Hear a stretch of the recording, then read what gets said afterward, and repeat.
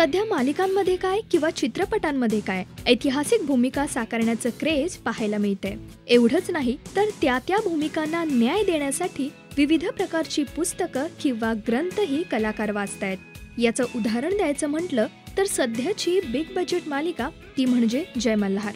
यातील खंडेरायाची भूमिका साकारणारा देवदत्त नागे यानेही या कथेचा अभ्यास केलाय, कारण त्याचं मुळातच म्हणणं असं आहे की भूमिकेबद्दल माहिती असणं फार महत्त्वाचं असतं।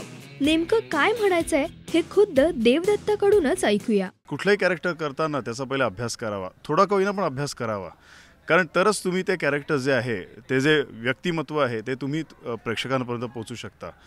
जेव्हा मी मृत्युंजय करत होतो तेव्हा दुर्योधनाचा अभ्यास केला, जेव्हा मी वीर शिवाजी करत होतो तेव्हा तानाजी मालुसरेंचा अभ्यास केला, बाजीराव मस्तानी करताना मी राजा सवाई जयसिंग यांचा अभ्यास केला। तसाच हा अभ्यास आहे, तो अभ्यास करत गेलो। मार्तंड विजय सप्तशती वाचली आणि लक्षात आलं की खंडेराय म्हणजे शिवशंकराचे अवतार आणि त्यांनी ह्या वचनपूर्ततेसाठी ह्या सगळ्या गोष्टी अनुषंगाने घडवून आणल्या। एवढंच नाही तर त्यानेही खंडेरायाची नेमकी काय कथा आहे हे सांगितलंय। हे शिवशंकराचा अवतार आणि पार्वतीने शिवशंकरांना असं सांगितलं होतं की तिची जी काही सर्वात जवळची मैत्रीण आहे ती म्हणजे जयाद्री, तर तिला तुम्ही वरा, तिच्याशी तुम्ही विवाह करा। पण शिवशंकर म्हणतात की ते आत्ता ते शक्य नाही आहे, पण जेव्हा मी मल्हारी अवतार धारण करेन तेव्हा मी तिला नक्कीच वरीन आणि तेव्हा तुम्हा दोघींनाही तुम्ही पार्वती आहात आणि जयाद्री आहात ह्याचा विसर पडेल।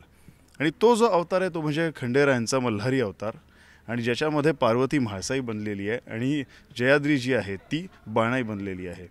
आणि ह्याच्यामध्ये त्या वचनपूर्ततेसाठी शेवटी शिवशंकरांचं वचन आहे ते असंच जाणार नाही, त्यामुळे त्या वचनपूर्ततेसाठी त्यांनी बाणाईशी विवाह केला। यावरून असं स्पष्ट होत आहे की खरंच कलाकार हे फक्त अभिनयच करत नाही तर त्यांना दिलेल्या व्यक्तिमत्वाचा अभ्यास देखील करतात।